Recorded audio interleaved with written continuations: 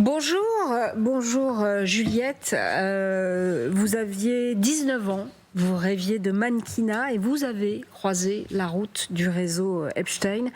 Ce matin, vous témoignez sur LCI à visage découvert. Ça, c'est courageux. Pourquoi donc ?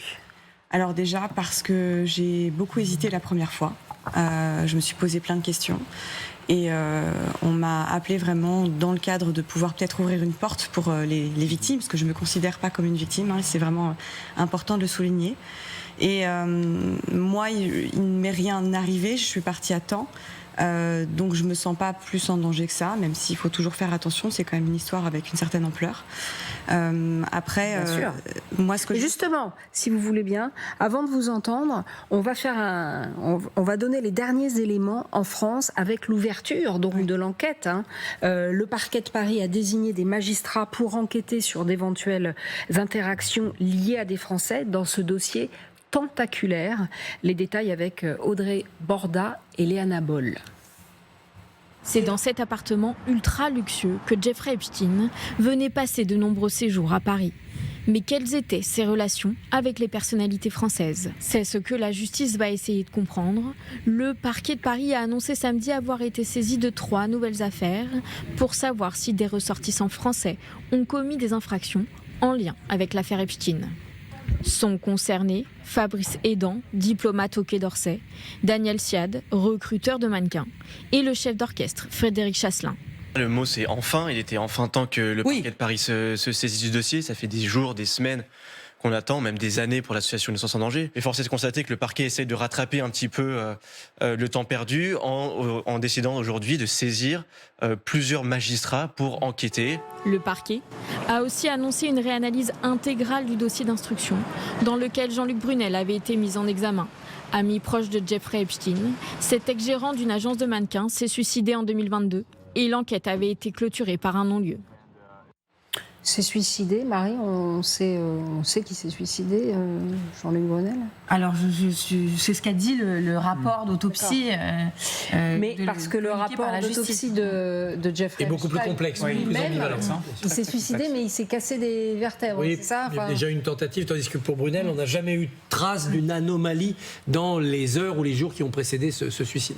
Alors vous, Juliette, vous étiez mannequin à l'époque, c'est ça ? C'est ça. Et vous êtes approché par un homme qui se dit agent de mannequin. Exactement. Agent, qui a une petite agence d'ailleurs de mannequin.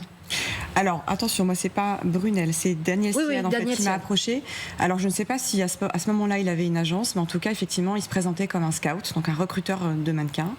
Et à ce moment-là, j'avais 21 ans, pour bien resituer, en 2004.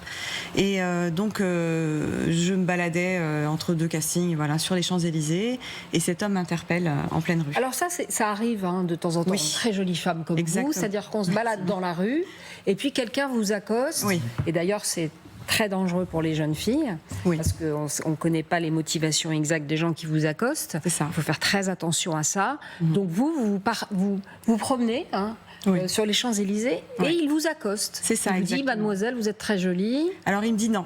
En fait, tout de suite, c'est cadre professionnel. Il me dit, excusez-moi mademoiselle, est-ce que vous êtes mannequin ? Donc il sent que voilà, dans le profil, peut-être je pourrais l'être. Et c'est ce qui, voilà, je m'arrête, je dis oui, pourquoi, quel est le sujet ? Et c'est là où il me présente ses opportunités éventuelles à New York, qui connaît des gens sur lesquels il peut me faire rencontrer justement ces agences-là. Est-ce que ça m'intéresse ? Pour situer le contexte, alors moi j'en faisais depuis que j'avais 16 ans. J'hésitais en fait à continuer ou pas, parce que je n'étais pas considérée non plus comme une top modèle. Moi j'appellerais plutôt une mannequin de seconde zone. Enfin, j'avais pas des contrats tous les jours. C'est quand même un métier qui est très difficile. C'est des revenus qui sont aussi vraiment inconstants d'un mois à l'autre, en plus des charges qu'on a, même si on habite en appartement de mannequin, puisqu'on est en colocation très souvent. Comment vous êtes devenu mannequin ? Alors à l'époque, déjà dans une émission qui s'appelait Graines de Star à l'époque, il y a très très longtemps. Et en fait, de fil en aiguille, j'avais fait un autre concours Elite Model Look.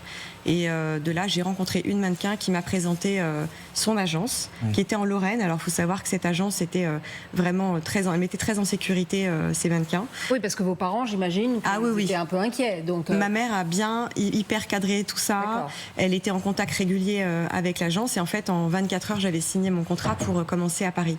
vous êtes originaire de Lorraine, je suis Nancy.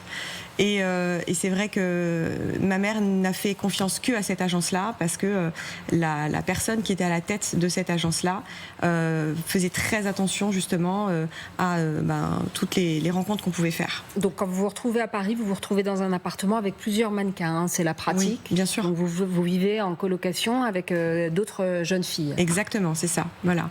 Donc, en fait, il faut juste imaginer qu'à 21 ans, quand ça fait plusieurs années, alors sachant que j'avais aussi repris mes études entre-temps, c'était entrecoupé, il faut juste comparer en fait un petit peu aux footballeurs, dans le sens où les footballeurs, quand ils sont pas forcément en Ligue 1 ou en Ligue 2, ils vont peut-être chercher des expériences à l'étranger pour pouvoir justement relancer leur carrière, etc.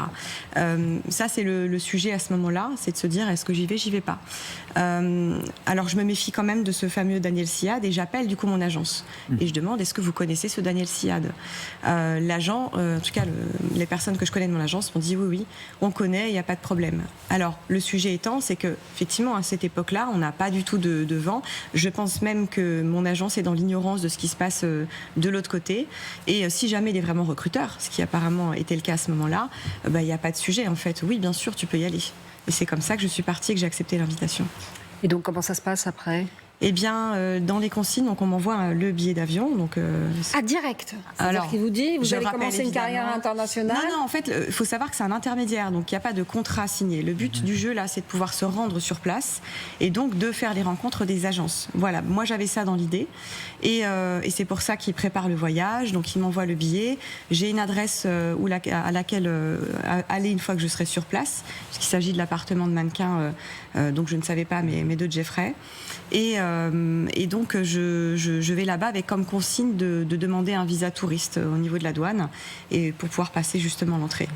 Et là, vous arrivez à New York et vous tombez nez à nez, pratiquement, Alors. avec Jeffrey Epstein. On en parle dans un instant sur LCI. De retour sur le plateau dans toute liberté sur LCI, avec nous Juliette qui a failli tomber dans le piège Epstein. Heureusement, vous avez eu du nez. Donc on a dans les Epstein Files, dans les dossiers Epstein qui sont libérés comme ça par millions sur Internet, il y a votre itinéraire de voyage que vous a envoyé l'agence pour partir à New York. Et là, arrivé à New York, vous vous retrouvez nez à nez avec Jeffrey Epstein. Pas On dans vous un donne premier rendez-vous. temps. Déjà, c'est surtout arrivé à l'appartement de mannequin où une mannequin m'attend avec les clés, toute souriante. Encore une fois, à ce moment-là, je suis en confiance puisque c'est le process, j'ai envie de dire, normal. Elle me dit que c'est son dernier jour, elle s'en va. Voilà, je la revois plus, j'ai pas son contact. Donc Daniel Siad m'avait envoyé du coup l'adresse, le 457 avenue Madison. Il fallait que j'y sois du coup le lendemain. C'est là où je m'y rends le lendemain et j'arrive dans cet immeuble à l'accueil. Il y avait des bibliothèques partout, beaucoup de gens qui s'affairaient. Et je vois un homme qui s'approche de moi, assez grand, avec un costard gris, qui me dit « Bonjour Juliette, est-ce que je peux voir ton passeport ?» Donc je lui donne mon passeport. Dans ma tête, je me dis « Bon, c'est peut-être pour des démarches administratives. » Il me tend $120. Et il me dit, voilà, j'ai pas le temps de te voir aujourd'hui, donc si tu veux aller faire un peu de shopping, j'ai ma limousine en bas de l'immeuble, tu peux aller l'utiliser et on se revoit demain. Ok, je sors, je commence à avoir quelques doutes. J'appelle ma mère, je lui explique. Tout de suite, elle commence un peu à s'affoler. Elle me dit, c'est pas normal, il faut que tu partes. Je lui fais, maman, j'ai pas mon passeport, mes affaires sont là-bas.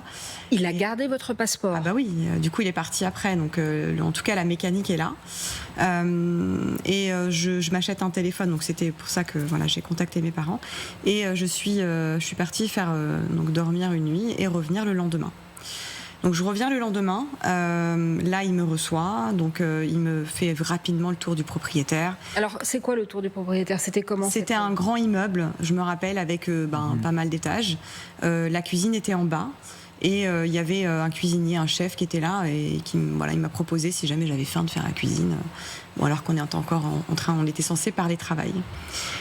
Par la suite, il me fait diriger donc au niveau de l'ascenseur. Donc je monte avec lui les étages. Donc j'étais seule avec lui et il me fait traverser une salle de musculation avec le détail qui m'a un petit peu interloqué. C'est des portraits en zoom en fait intimes de femmes qui étaient placardés dans cette salle-là. Vous dites portrait intime en zoom, sans entrer dans des Par détails exemple, hébreux, mais ça veut dire des poitrines, des morceaux de poitrine, d'entrejambe. L'origine du monde, quoi. C'était des courbes des fesses, ce genre. Donc là, vous êtes dans un univers, vous comprenez un petit peu la signification du truc. Là, c'est une graine de plus de méfiance. Je continue à le suivre et il m'emmène dans un long couloir avec des chambres et il commence à rentrer dans l'une d'entre elles. Et lui, il est toujours en costard. Toujours en costume. Ouais.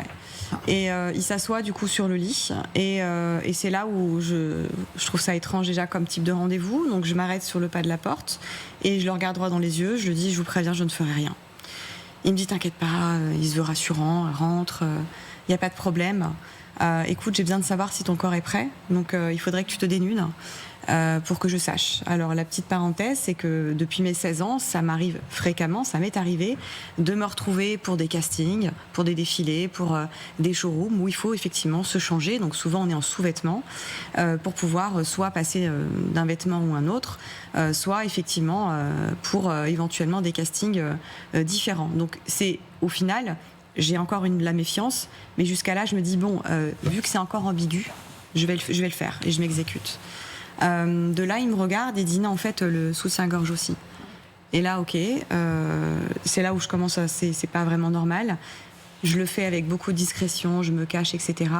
Et c'est là où il commence à me regarder et puis il commence à me toucher, à me palper, en fait. Et il me dit non, ça va pas, ça va pas non plus, le ventre, il me fait tourner, pareil au niveau des fesses. Alors, il faut savoir que je faisais 12 kilos de moins qu'aujourd'hui, pour que vous puissiez un peu visualiser. Mais pour lui, voilà, c'était trop gros encore. Et il me dit, voilà, je pense que tu n'es pas prête pour que je te fasse rencontrer les agences de mannequins tout de suite. J'estime le temps qu'il te faudra pour te remettre en forme à 3 mois. Comme par hasard, mon visa touriste est de 3 mois. Et de là, je me dis, bon, bah, ok, d'accord. Et il me dit, mais si jamais tu as besoin de travailler, je peux te proposer des postes, des jobs. Je fais, ok, c'est quoi ? Et là, il me dit, hôtesse de l'air pour une compagnie aérienne privée ou alors accompagnatrice. Je crois qu'il m'en a cité encore un, mais bon. Et là, toutes mes petites lumières rouges s'allument dans la tête. Et je me dis là, il y a un problème, il y a danger, il faut que je parte. J'ai toujours pas mon passeport. Et donc, je me rhabille. Je fais un peu croire que oui, ok, d'accord, ça m'intéresse, je vous rappelle demain, etc. Et avant de partir, je le regarde droit dans les yeux et je lui dis, je vous préviens, je ne partirai pas sans mon passeport. Et il me dit, ok. Donc là, il me fait suivre de nouveau dans le couloir. Et faut juste imaginer la terreur dans laquelle j'étais à ce moment-là. Entre le moment en fait où je lui dis ça et qu'il m'emmène dans une autre pièce, il se passe plein de choses dans ma tête. Je sais pas qui est cet homme, je connais pas ses intentions et je tremble. Il est occupé. Vous avez dit qu'il y avait des gens qui s'affairaient en bas. Il y a quand même des présences. Il y a plein de gens. Je me rappelle. Il y a plein de gens. Oui. Donc, vous vous dites quand même si je peux hurler, je peux même pas. Non. Je sais pas. Je suis dans un étage. Je suis toute seule avec lui. Je sais pas ce qui peut se passer. Donc il m'emmène en tout cas dans ce bureau-là. Et donc il ouvre un tiroir où il y a une bonne vingtaine de passeports. Et il prend la pile et puis il regarde assez rapidement, il trouve le mien facilement et sans émettre d'opposition et il me le rend. Ouais. Je le remercie et c'est à ce moment-là où je pars. Et vous avez filé sans demander votre reste Non, c'était... Et vous êtes rentrée tout de suite à Paris? Alors, pas tout de suite. Non, parce qu'en fait, moi, j'avais mes affaires encore à l'appartement qui étaient gardées par un gardien d'immeuble. Ouais. C'est là où ma mère, évidemment, j'ai au téléphone, elle me dit, prends un billet, rentre tout de suite. Je lui dis, attends, j'ai mes affaires, je ne vais pas partir tout de suite. Et donc, il y a quelqu'un qui était dans la rue, j'ai fait semblant de demander ma rue. Et je lui dis, écoutez, en fait, non, c'est pas pour ça que je vous demande, mais j'aimerais que vous m'aidiez à récupérer des affaires dans un appartement. Je ne sais pas dans quelle situation je suis, mais j'ai besoin de vous pour me soutenir. Il m'a dit ok, pas de problème. Donc il m'a suivi dans l'appartement. Il s'est fait arrêter par le gardien d'immeuble en bas Et je dis non, c'est bon, il est avec moi. Il est monté avec moi. J'ai rangé mes affaires en 3 secondes et demie, en tremblant.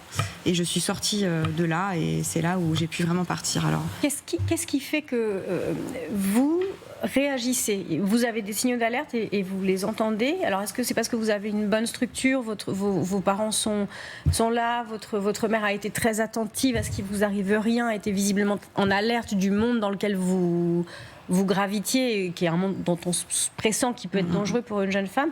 Qu'est-ce qui fait que vous réagissez? effectivement, ma mère a été prédominante dans les graines qu'elle a pu me faire pousser dans la tête pour arriver à ce moment-là, à dire ça et à faire ça. Et je sais que tout le monde n'a pas cette chance-là. Surtout que moi, j'avais une tendance à faire confiance à beaucoup de gens. Et c'est certainement aussi pour ça que je me suis retrouvée à un moment dans cette situation-là. Et après, j'ai déjà vécu d'autres situations où, effectivement, des hommes ont tenté de me compromettre par l'argent, par des facilités. Et à chaque fois, j'ai dit non. Mais c'est vrai que je peux comprendre aussi des fois quand j'avais des amis mannequins qui gagnaient 50, enfin leurs parents gagnaient 50 francs par mois, peut-être qu'il y a des sujets où ça va peut-être réagir différemment. Hein. Et puis il faut savoir que... vous le décririez comment, Jeffrey Epstein? Il était chaleureux, séduisant, il vous a tout de suite fait peur. C'est un homme d'affaires assez charismatique et affirmé. Ça veut dire que quand on est en face, on sent qu'il y a une espèce de un peu d'énergie il sait ce qu'il fait en fait. Hein. C'est pas. Alors oui, il essaye de mettre à l'aise, etc. Mais voilà, il y a le côté vraiment sûr de soi qui est vraiment présent. Je suis assez fasciné par le mécanisme, ce bras de fer de manipulation que vous êtes en train de décrire. C'est-à-dire que vous ne cédez pas, mais lui, il impose quand même une forme de pression psychologique à laquelle vous ne cédez pas. On va essayer de tirer de parti de votre expérience. Qu'est-ce que vous diriez aux jeunes femmes, aux jeunes filles qui peuvent être en face d'un tel manipulateur? Un conseil précis. En fait, il faut savoir que ces personnes qui, en général, sont de nature très bienveillante et empathique, qui se retrouvent devant ce genre de personnes, elles vont potentiellement toujours trouver des excuses. Ah ben non, c'est pas ça, c'est pas ça. Mais il y a des ambiguïtés comme ça, des fois, qui peuvent arriver. Des tests de soumission qui peuvent être faits, typiquement le soutien-gorge ou ce sujet du job. On peut pas, des fois, être... Refuser tout ce qui sort des clous et du contrat, quoi. Le discernement, il est très, très difficile, en fait, à avoir. C'est pour ça que le conseil, déjà, c'est qu'elle est victime, il faut vraiment qu'elle parle, parce que là, je pense qu'il y a un mouvement qui fait qu'on peut se réunir. Alors encore une fois, je me mets pas dedans, mais ces femmes-là peuvent se réunir pour vraiment avoir un poids dans l'histoire aujourd'hui. Maintenant, pour ces femmes qui peuvent être confrontées à ça, c'est qu'effectivement, ces tests potentiels où vous pouvez ressentir justement qu'il peut y avoir un problème et un sujet, avant de dire oui, prenez ce temps-là. Juste un temps avant d'accéder et de donner du pouvoir justement à des personnes qui vont pas forcément le prendre de la bonne manière. À votre retour, est-ce que vous avez fait un rapport à votre agent sur ce qui s'était passé? Est-ce que vous avez recontacté Daniel Siat pour lui dire vous m'avez mis dans un guet-apens terrible? Qu'est-ce qui s'est passé? Alors, faut savoir que j'étais quand même, je savais toujours pas ce qui pouvait se passer. Hein. Faut vraiment remettre ça dans le contexte. Moi, j'ai découvert en 2019 tout ça. Jusqu'à là, c'était que des présomptions, des peut-être, je ne sais pas. Daniel m'avait recontacté à plusieurs reprises derrière, j'ai jamais répondu, puisque je me sentais mal aussi. On m'a payé un avion, on m'a donné $120. Ça, c'est de l'emprise. Honnêtement, moi, j'avais qu'une envie, c'était de rembourser. Enfin, j'hésitais à le faire aussi. Et après, j'ai fait le tour des agences aussi à New York pour savoir si peut-être en direct j'avais une chance. Et j'ai une agence qui m'avait ouvert la porte, qui m'avait dit vraiment texto, on est très intéressés pour pouvoir travailler avec toi, Juliette. Par contre, on ne pourra pas travailler avec toi. On ne peut pas te dire pourquoi, mais il y a quelque chose qui bloque. Et c'est à partir de ce moment-là où j'ai compris que c'était fini. Voilà. Daniel Siad, Marie Belot, il en est où, lui? Alors, il est considéré dans les dossiers du FBI comme alleged recruteur, donc le recruteur présumé. Son nom, il apparaît 2000 fois dans les fichiers qui ont été rendus publics par la justice américaine. Donc il gravitait dans ce milieu des agences de mannequins.